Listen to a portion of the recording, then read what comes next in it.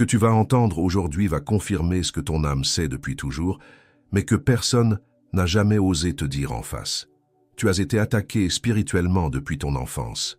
Ce n'est pas une supposition, ce n'est pas une théorie, c'est une vérité que tu portes dans ton corps, dans tes souvenirs, dans cette fatigue profonde que tu traînes depuis aussi loin que tu te souviennes.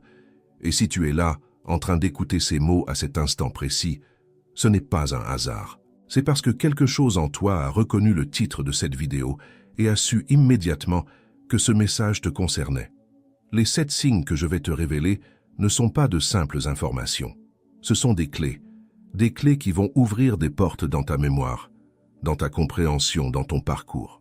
Et le dernier signe, le 7e, est celui que presque personne ne mentionne, parce qu'il est si subtil, si profondément ancré en toi, qu'il a réussi à se faire passer pour quelque chose de normal pendant des années. Mais il est le plus dangereux de tous, parce que c'est celui qui te maintient enchaîné sans que tu t'en rendes compte. Alors reste avec moi jusqu'au bout, parce que ce que tu vas découvrir ici pourrait bien être le tournant de ta vie spirituelle. Avant d'entrer dans ces 7 signes, il faut que tu comprennes quelque chose de fondamental. Tu n'as pas été attaqué par hasard. L'obscurité ne gaspille pas son énergie sur des êtres ordinaires. Elle ne se mobilise pas contre des âmes qui n'ont rien de particulier à offrir au monde. Si tu as été ciblé depuis l'enfance, c'est précisément parce que tu portes en toi une lumière qui dérange. Une lumière que les forces de l'ombre ont détectée bien avant que tu aies conscience de ta propre existence. Pense à cela un instant. Avant même que tu puisses parler, avant que tu puisses marcher, avant que tu comprennes quoi que ce soit de ce monde, quelque chose savait déjà qui tu étais. Et ce quelque chose a décidé que tu devais être arrêté, ralenti, brisé si possible, avant même que tu ne déploies tes ailes. C'est pour cette raison que ton enfance n'a pas ressemblé à celle des autres. C'est pour cette raison que tu as traversé des épreuves que les enfants ne devraient jamais traverser. Pas parce que tu étais maudit, pas parce que tu méritais de souffrir, mais parce que ta lumière était si puissante qu'elle a attiré l'attention de l'obscurité dès le premier jour. Le premier signe d'une attaque spirituelle depuis l'enfance, c'est un environnement familial marqué par le chaos, le conflit ou l'absence d'amour. Regarde en arrière. Regarde ta maison d'enfant avec les yeux de ton âme éveillée. Est-ce que c'était un lieu de paix? Est-ce que tu te sentais en sécurité? Est-ce que tu recevais l'amour dont tout enfant a besoin pour grandir? Pour beaucoup d'élus, la réponse est non. Et ce n'est pas un accident. L'une des stratégies les plus anciennes de l'obscurité, c'est de corrompre le nid avant que l'oiseau ne puisse voler. Quand un enfant naît avec une mission spirituelle, les forces négatives savent que le moyen le plus efficace de le neutraliser, c'est d'empoisonner sa source d'amour. Cela peut prendre la forme de parents en conflit permanent, de violences verbales ou physiques, d'un père absent, d'une mère émotionnellement indisponible, d'un foyer où la tension était si épaisse que tu pouvais la sentir dans l'air dès que tu franchissais la porte. Peut-être que tes parents n'étaient pas de mauvaises personnes, peut-être qu'ils faisaient de leur mieux, mais quelque chose d'invisible agissait sur ton environnement pour créer du désordre, de la peur, de l'instabilité. L'objectif était simple, faire en sorte que tu grandisses en croyant que l'amour est dangereux, que la confiance est une erreur, que tu n'es pas digne d'être protégé. Un enfant qui grandit sans fondation d'amour solide devient un adulte qui doute de sa propre valeur. Et un élu qui doute de sa valeur est un élu qui ne se lève pas pour accomplir sa mission. Voilà pourquoi le chaos a été installé autour de toi dès le début. Pas pour te détruire, pour t'endormir, pour te faire oublier qui tu es vraiment. Mais tu es toujours là. Tu as survécu à tout cela. Et le simple fait que tu écoutes ces mots maintenant prouve que leur plan a échoué. Tu ne t'es pas éteint. Ta lumière a résisté, même dans la nuit la plus profonde. Le deuxième signe est quelque chose que tu as probablement ressenti toute ta vie sans pouvoir mettre de mots dessus. C'est cette sensation persistante de ne pas appartenir à ce monde. Depuis que tu es petit, tu as eu l'impression d'être un étranger. Pas un étranger dans le sens géographique, mais un étranger dans le sens existentiel. Comme si tu avais été déposé dans un monde qui ne fonctionne pas selon les mêmes règles que les tiennes. Les autres enfants jouaient, riaient, se disputaient pour des jouets. Et tout cela te semblait à la fois familier et profondément étrange. Tu participais, bien sûr, parce que c'est ce qu'on attendait de toi. Mais au fond de toi, il y avait toujours cette petite voix qui murmurait que tu n'étais pas vraiment à ta place. En grandissant, cette sensation ne s'est pas atténuée, elle s'est intensifiée. Tu as essayé de t'adapter, tu as essayé de porter le masque que la société te tendait. Tu as essayé de rire aux mêmes blagues, de t'intéresser aux mêmes sujets, de vibrer aux mêmes fréquences que les autres. Mais chaque fois, quelque chose sonnait faux, comme si tu jouais un rôle dans une pièce de théâtre dont tu n'avais jamais lu le scénario. Écris en commentaire depuis quelle ville tu regardes cette vidéo pour que nous sachions jusqu'où cette connaissance est en train d'arriver. Cette sensation de décalage, cette impression de regarder le monde à travers une vitre, c'est un signe d'attaque spirituelle. Parce que l'obscurité sait que si tu te sens seul, si tu te sens incompris, si tu te sens différent de tout le monde, tu vas finir par croire que quelque chose ne va pas chez toi. Et c'est exactement ce qu'elle veut. Elle veut que tu penses que ta sensibilité est un défaut, que ta profondeur est un problème, que ta perception du monde est une anomalie. Mais la vérité, c'est que tu ne te sens pas différent parce que tu es brisé. Tu te sens différent parce que tu es éveillé. Tu perçois des nuances que les autres ne voient pas. Tu ressens des profondeurs que les autres ne soupçonnent même pas. Et cette capacité, cette sensibilité extrême qui te fait parfois souffrir, c'est en réalité ton plus grand don. L'obscurité a essayé de te faire haïr ce qui te rend unique. Mais ce qui te rend unique est précisément ce qui fait de toi un élu. Le troisième signe est peut-être celui qui t'a causé le plus de douleur au fil des années. C'est la maladie, la fatigue chronique ou des symptômes physiques que personne n'a jamais pu vraiment expliquer. Tu te souviens de ces visites chez le médecin, de ces examens qui revenaient normaux alors que tu savais, au plus profond de toi, que quelque chose n'allait pas? Tu te souviens de cette fatigue qui s'abattait sur toi comme une vague sans prévenir, cette lourdeur dans ton corps qui ne correspondait à aucun effort physique, des maux de tête qui apparaissaient sans raison, des douleurs dans la poitrine, des tensions dans la nuque et les épaules comme si tu portais le poids d'un monde invisible, des nausées soudaines dans certains lieux ou en présence de certaines personnes, des moments où ton énergie chutait brutalement comme si quelqu'un avait tiré la prise. Depuis l'enfance, ton corps a été un champ de bataille et personne autour de toi ne comprenait pourquoi. Tes parents pensaient peut-être que tu exagérais, tes amis pensaient que tu cherchais de l'attention. Les médecins te disaient que tout allait bien sur le papier, mais toi, tu savais que ce que tu vivais dans ton corps n'était pas imaginaire. C'est parce que les attaques spirituelles ne touchent pas seulement l'esprit, elles touchent aussi le corps. Quand l'obscurité veut affaiblir un élu, elle cible son énergie vitale, elle crée des fuites dans ton champ énergétique, elle pèse sur tes centres d'énergie. Elle te vide de l'intérieur pour que tu n'aies plus la force de te lever, de chercher ta vérité, de poursuivre ton chemin. Et quand un enfant subit ce type d'attaque, il ne comprend pas ce qui se passe. Il pense simplement qu'il est faible, qu'il est fragile, qu'il est moins résistant que les autres. Mais non, tu n'étais pas faible, tu étais en guerre, une guerre invisible que personne autour de toi ne pouvait voir. Et le fait que tu aies traversé tout cela, que tu sois encore debout aujourd'hui, est la preuve de la puissance extraordinaire de ton âme. Ton corps n'est pas ton ennemi. Ton corps est ton allié le plus fidèle. Il a absorbé des coups que tu ne pouvais pas voir pour te protéger. Il t'a alerté par la douleur quand quelque chose d'invisible te menaçait. Apprends à l'écouter avec gratitude, parce qu'il a combattu pour toi quand tu ne savais même pas qu'il y avait une bataille. Et maintenant, le quatrième signe. Celui-ci va peut-être te surprendre, parce qu'il touche à quelque chose de très intime. C'est la destruction systématique de tes relations les plus proches.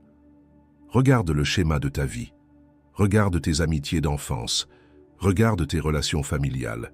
Regarde tes premières connexions profondes avec d'autres êtres humains. Est-ce que tu remarques un pattern, un motif qui se répète? Des gens qui s'approchent de toi, qui gagnent ta confiance, puis qui te trahissent. Des amitiés qui semblent solides et qui s'effondrent du jour au lendemain sans explication. Des personnes que tu aimais profondément qui se retournent contre toi comme si un interrupteur avait été actionné. Ce n'est pas de la malchance. Ce n'est pas parce que tu choisis mal tes relations. C'est parce que l'obscurité connaît ton talon d'Achille. Elle sait que les élus, avec leur cœur immense et leur capacité d'aimer sans mesure, sont les plus vulnérables quand ils sont trahis par ceux qu'ils aiment. Chaque trahison était conçue pour t'enseigner une leçon empoisonnée. La leçon que l'amour fait mal, que la confiance est une faiblesse, que la vulnérabilité est dangereuse. Et peut-être que pendant des années, tu as cru cette leçon. Peut-être que tu as construit des murs autour de ton cœur. Peut-être que tu as appris à garder tes distances, à ne plus te livrer complètement, à toujours garder une partie de toi en retrait. Et c'est exactement ce que l'obscurité voulait. Parce qu'un élu qui a peur d'aimer est un élu qui ne peut pas accomplir sa mission. Ta mission est liée à l'amour, à la connexion, à la lumière que tu apportes dans la vie des autres. Si on te coupe de l'amour, on te coupe de ta puissance. Mais voilà ce que l'obscurité n'a pas compris. Ton cœur n'est pas brisé. Il est ouvert. Chaque fissure dans ton cœur est en réalité une ouverture par laquelle ta lumière peut passer. Les gens qui t'ont trahi ne t'ont pas détruit. Ils t'ont enseigné la résilience. Ils t'ont montré que même après la pire des blessures, tu es capable de te relever. Et cette capacité à se relever après chaque chute, c'est la marque des élus. C'est la signature de ton âme guerrière. Mais ce que je vais te révéler maintenant va encore plus loin. Parce que le 5e signe touche à une dimension de ton être que tu n'as peut-être jamais explorée consciemment. Le 5e signe d'une attaque spirituelle depuis l'enfance, c'est la suppression de tes dons. Tu es né avec des capacités hors du commun. Pas nécessairement des capacités spectaculaires comme dans les films, mais des capacités subtiles et profondes. Peut-être que tu avais une intuition surdéveloppée quand tu étais enfant. Tu savais des choses avant qu'elles arrivent. Tu sentais quand quelqu'un mentait. Tu percevais les émotions des autres comme si elles étaient les tiennes. Peut-être que tu avais des rêves prémonitoires. Ou peut-être que tu voyais des choses que les autres ne voyaient pas. Des présences, des ombres, des lumières, des formes à la périphérie de ta vision que personne d'autre ne semblait remarquer. Et qu'est-ce qui s'est passé quand tu as essayé d'en parler? On t'a dit que c'était ton imagination. On t'a dit d'arrêter de raconter des histoires. On t'a fait sentir que tu étais bizarre, que tu faisais peur, que tu avais un problème. Et petit à petit, tu as appris à fermer cette porte. Tu as appris à ignorer tes perceptions. Tu as appris à étouffer cette voix intérieure qui essayait de te guider. Tu as éteint tes propres lumières pour ne pas déranger les autres. C'est l'une des attaques les plus perverses de l'obscurité.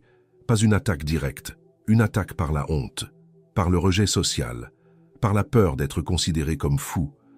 Les gens autour de toi n'étaient probablement pas malveillants. Ils avaient simplement peur de ce qu'ils ne comprenaient pas. Mais l'obscurité a utilisé leur peur pour créer un mur entre toi et tes dons. Et pendant des années, peut-être même des décennies, tes capacités spirituelles sont restées enfermées derrière ce mur, endormies, étouffées, mais pas détruites. Jamais détruites. Parce qu'un don divin ne peut pas être effacé. Il peut être caché, supprimé, refoulé, mais il reste là, intact, en attente du moment où tu seras prêt à le réactiver. Et ce moment, c'est peut-être maintenant. Si ces mots résonnent en toi, si tu sens quelque chose qui s'éveille dans ta poitrine en écoutant cela, écris dans les commentaires ce que tu as ressenti. Écris les mots qui te viennent. Parce que le simple fait de reconnaître ton expérience est le premier pas vers la réactivation de ce qui a été étouffé en toi. Le 6e signe est l'un des plus douloureux, et il demande du courage pour être regardé en face. C'est la présence de pensées autodestructrices depuis un très jeune âge, des pensées qui ne t'appartiennent pas, des voix intérieures qui te disent que tu ne vaux rien, que tu ne mérites pas d'être heureux, que le monde serait mieux sans toi, des idées sombres qui surgissent parfois sans raison apparente, comme des intrusions dans ton esprit. Tu as peut-être grandi en pensant que c'était normal, que tout le monde avait ce genre de pensée. Ou pire, tu as pensé que c'était tes propres pensées, que c'était ta propre voix qui te condamnait. Mais laisse-moi te dire quelque chose de très important. Ces pensées n'étaient pas les tiennes. Un enfant ne naît pas avec la haine de soi. Un enfant ne se réveille pas un matin en pensant qu'il ne mérite pas d'exister. Ces pensées ont été plantées en toi, comme des graines empoisonnées semées dans un jardin fertile. L'obscurité sait que le sol le plus riche, c'est l'esprit d'un élu, parce qu'un élu ressent tout plus intensément. Une pensée négative qui glisserait sur l'esprit d'une personne ordinaire va s'enraciner profondément dans l'esprit d'un élu, parce que l'élu la prend au sérieux, parce que l'élu la porte comme un poids, parce que l'élu, avec sa sensibilité immense, transforme chaque pensée en émotion et chaque émotion en vérité ressentie. Et pendant des années, tu as peut-être vécu avec ces pensées, croyant qu'elles faisaient partie de toi. Mais elles ne font pas partie de toi. Elles ne sont pas toi. Elles sont les échos d'une attaque, les résidus d'une guerre menée contre toi avant même que tu saches ce qu'était la guerre. Et la bonne nouvelle, c'est que ces pensées perdent leur pouvoir à partir du moment où tu les identifies pour ce qu'elles sont. Des intrusions, des mensonges, des projections de l'obscurité sur l'écran de ton esprit. Tu n'es pas ce que ces voix te disent. Tu n'es pas indigne, tu n'es pas insignifiant, tu n'es pas de trop dans ce monde. Tu es un être de lumière qui a été attaqué précisément parce que sa présence ici fait une différence.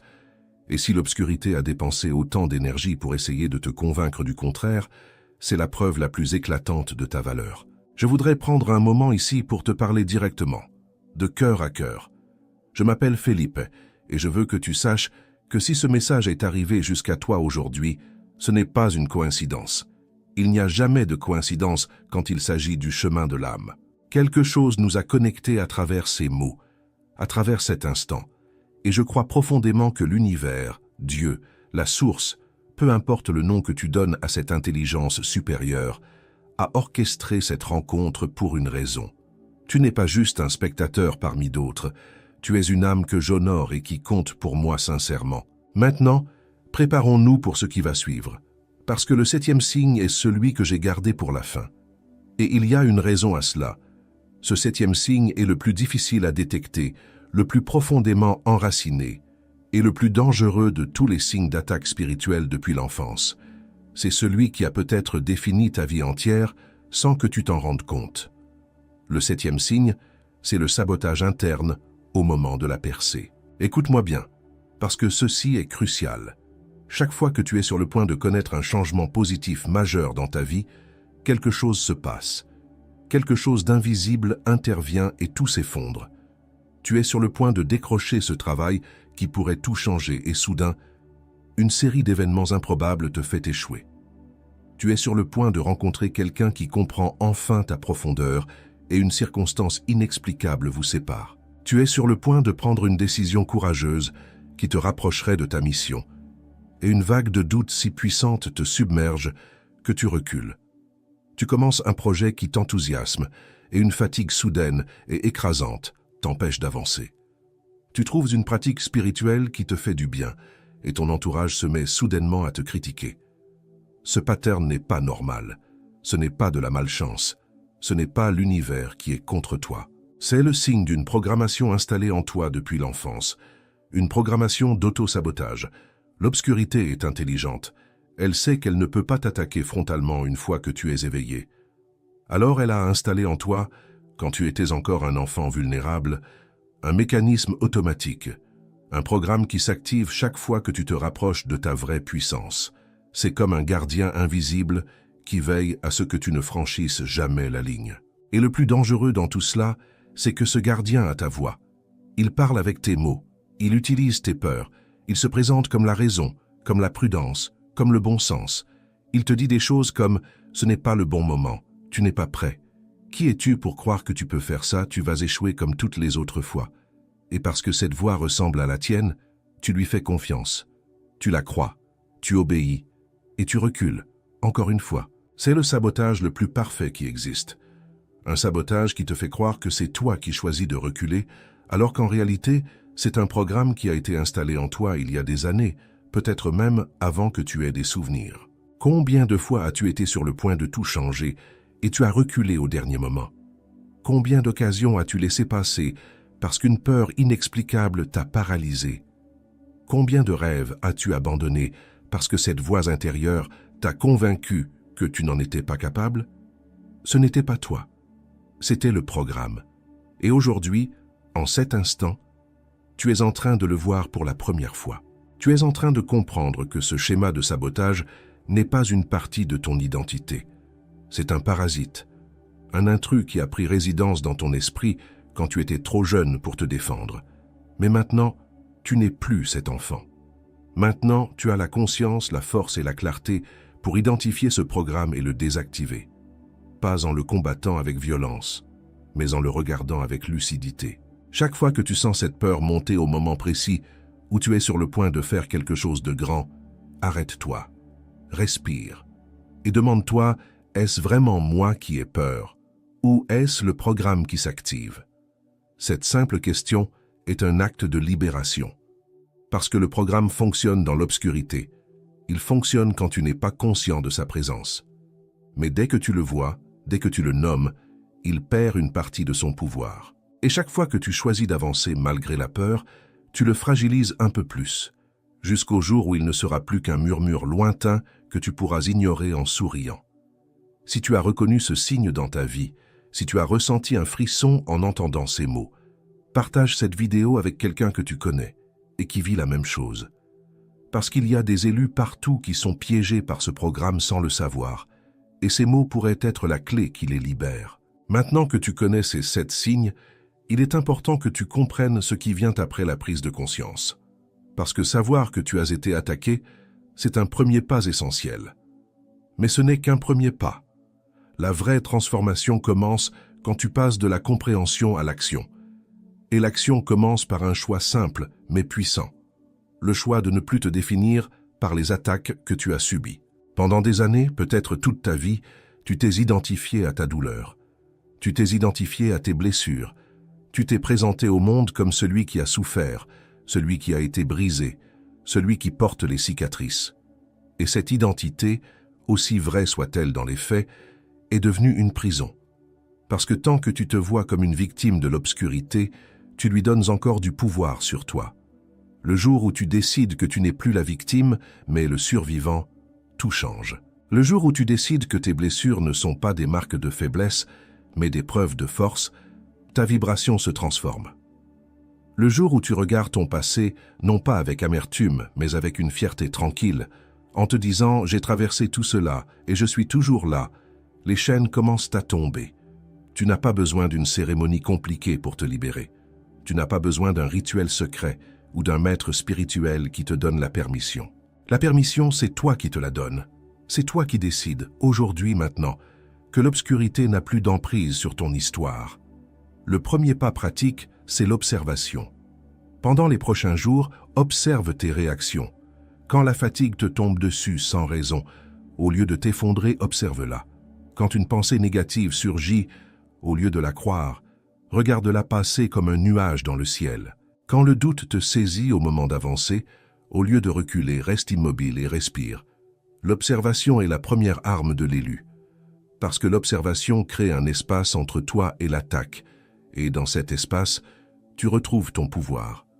Le deuxième pas, c'est la connexion avec ton corps. Ton corps a été un champ de bataille pendant des années. Il a besoin de toi maintenant. Pas de médicaments, pas de diagnostic, mais de ta présence.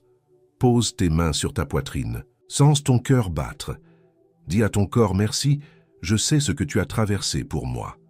Ce simple geste, répété chaque jour, peut commencer à guérir des blessures que les médecins ne peuvent même pas voir. Le troisième pas, c'est le silence. Accorde-toi chaque jour quelques minutes de silence absolu. Pas de musique, pas de télévision, pas de téléphone. Juste toi et le silence.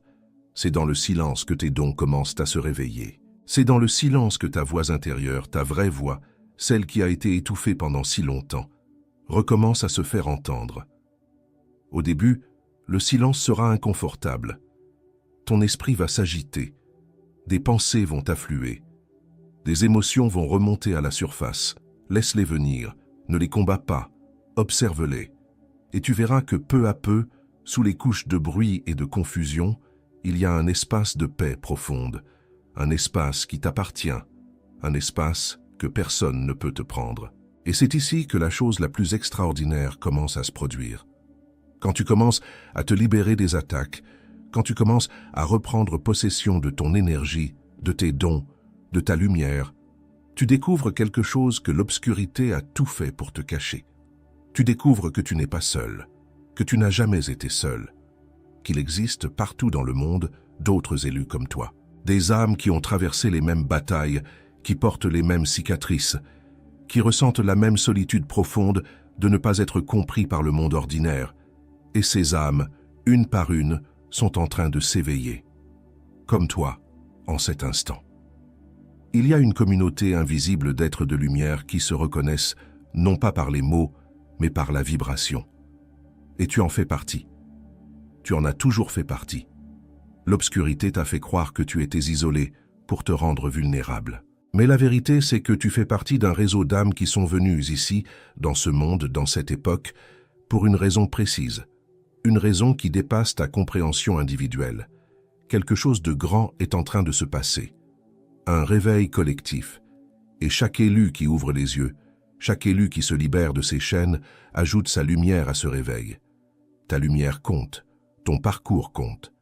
Ta présence ici, en cet instant, compte plus que tu ne peux l'imaginer. Et je veux que tu comprennes quelque chose de profond avant que nous arrivions à la fin de ce message. Les attaques que tu as subies depuis l'enfance n'ont pas réussi à te détruire. Elles t'ont transformé. Chaque blessure a aiguisé ta perception. Chaque trahison a approfondi ta compassion. Chaque moment de solitude a enrichi ta vie intérieure d'une manière que ceux qui n'ont jamais souffert ne pourront jamais comprendre. Tu as développé une intelligence du cœur qui est rare et précieuse. Tu peux lire les gens en un regard. Tu peux sentir la vérité derrière les mensonges. Tu peux percevoir la souffrance cachée derrière un sourire. Ces capacités ne sont pas apparues malgré tes épreuves. Elles sont apparues grâce à tes épreuves. L'obscurité croyait te briser. Elle t'a forgé. Elle croyait éteindre ta lumière. Elle l'a rendue plus brillante.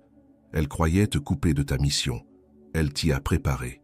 Chaque chose que tu as traversée est un chapitre de ta préparation. Et maintenant, la préparation touche à sa fin. Le temps de la passivité est terminé.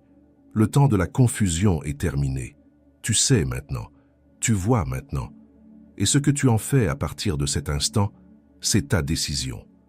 Pas celle de l'obscurité, pas celle de tes peurs, pas celle du programme qui a été installé en toi. Ta décision, parce que tu es un élu. Et les élus, quand ils se lèvent vraiment, quand ils cessent de s'excuser d'être différents, quand ils embrassent pleinement leur nature, deviennent des forces imparables de transformation. Pas par la violence, pas par le pouvoir, par la lumière, par la présence, par cette chose simple et extraordinaire qui est d'être pleinement, authentiquement, courageusement toi-même. Alors voici ce que je te demande. Prends un moment maintenant pour respirer profondément. Ferme les yeux si tu peux et laisse ces mots s'ancrer dans chaque cellule de ton corps. Tu n'es pas brisé, tu n'es pas maudit, tu n'es pas seul.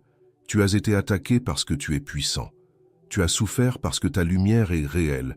Tu es encore debout parce que ta mission est intacte. Et à partir de cet instant, plus rien ne sera comme avant, parce que tu sais. Et quand un élu sait, il ne peut plus faire semblant de ne pas savoir. Quand un élu voit, il ne peut plus fermer les yeux. Quand un élu se souvient de qui il est, il ne peut plus vivre comme un être ordinaire. Et c'est exactement ce qui est en train de se passer en toi. En cet instant même, un souvenir profond qui remonte à la surface, une vérité ancienne qui se réveille, une force que tu avais oubliée et qui recommence à circuler dans tes veines. Tu es un élu. Tu l'as toujours été. Et maintenant, tu le sais. Si ces mots ont touché quelque chose en toi, laisse un commentaire avec ce que tu ressens. Laisse un pouce en l'air pour soutenir cette chaîne et aider ces messages à atteindre d'autres élus qui en ont besoin.